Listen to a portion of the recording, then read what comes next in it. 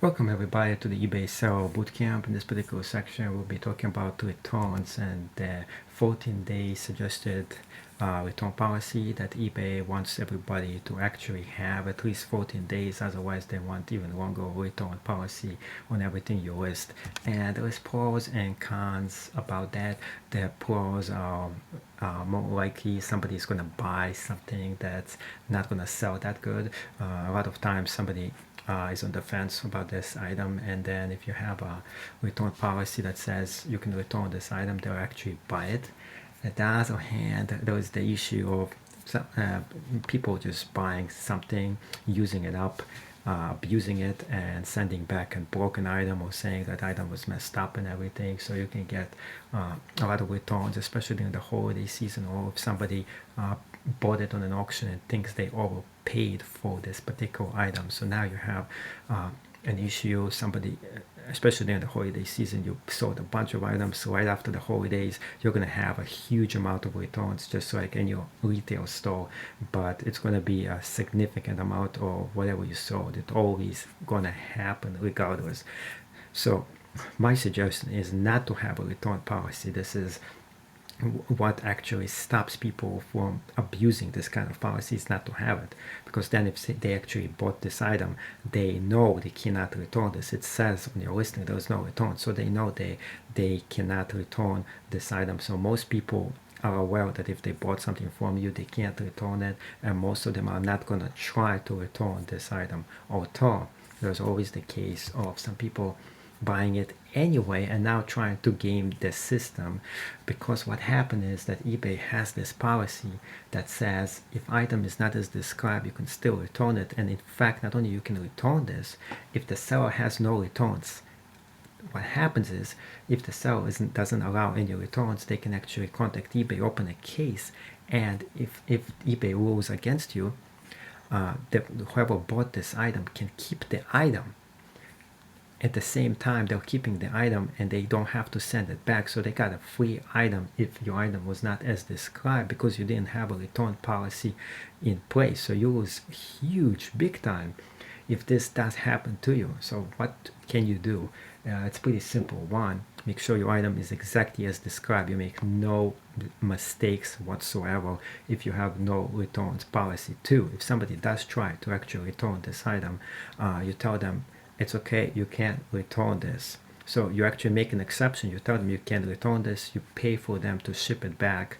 And it's much better for you to pay for them to ship it back than for you to absorb a huge loss by them sending this to become a case against you. It's going to count against you. And on top of that, they might actually keep this item too. So that's what you have to do.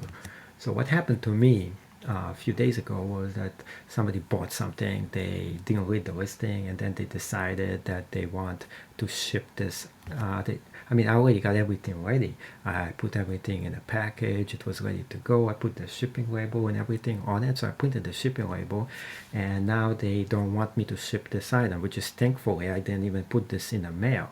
And if I did, I would have lost money, because the guy would have said, oh, I didn't want this. And then the whole trouble with that. So thankfully that didn't happen. Now what you can do is you can get a shipping refund using the shipping labels, and I'm going to show you guys how to do this right now. So let's get to the shipping label, and here's the item that I sold, and the person just wanted me to stop this listing and not to deliver this particular item.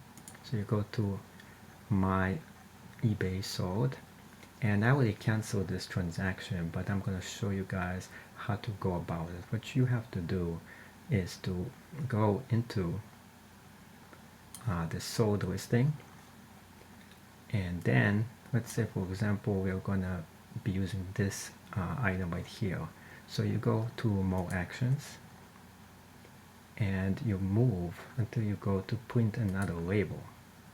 What's going to happen now, it's going to move you to the labels section. As you can see, it moved me to that already printed this label, which is good. This is where you want to go, and it brings you to the shipping label section, and you press on shipping label, and this brings you over to the shipping label section, and I'm gonna actually have in my course, I have actually a shortcut page that shows you guys the exact page you can go, so you don't have to go through this whole process. And what you have to do here is, as you can see, I already did this. You can actually even print another label. So let's say, for example, you shipped somebody something and they bought another additional thing that you upsold them. This is another way for you guys to make money. Let's say you sold this person something and you tell them you have another item like it, and they actually decided to buy it from you. So you can print another label and send them another item. Or what you can do is, let's say you forgot something, you printed something, and then you forgot a cable or something, so you can go print another label and print another cable. So and here, let's go back and do what I told you. So after you purchase the shipping, like I said, here's the shipping, and I purchase that, here's the label. You go to more actions, and you can go and press on void. And what happened, I'm not going to press that because I already did that for this item that I saw. It was the top item. But what you have to do is just press on void. And what it does, you can destroy the postage. And then what you have to do is actually take the postage that you printed and destroy this whole piece of paper that says that you printed a shipping label, and just rip it into pieces and throw it into the trash can, not the recycle box. You don't want anybody to try to reuse that and mess up your account. Okay, so that's what you have to do in order to, in case you want to cancel a shipment. And this way you will get your whatever the cost was, shipping label, you get the refund for that.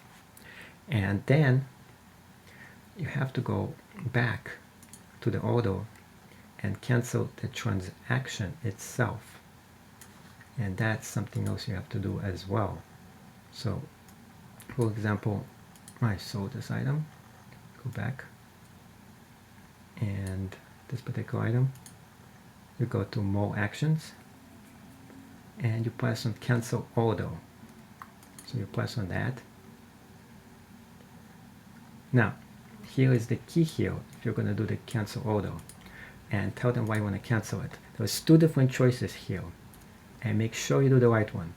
And this one is, if you do I'm out of stock or cannot fulfill the order for another reason, you're gonna have an item defect against you, and you don't want that. What you want to do is the buyer asks to cancel the order, or there is an issue with the buyer address. So if it's an international shipment, they're shipping to some company international and the address is not covered, this is what you do.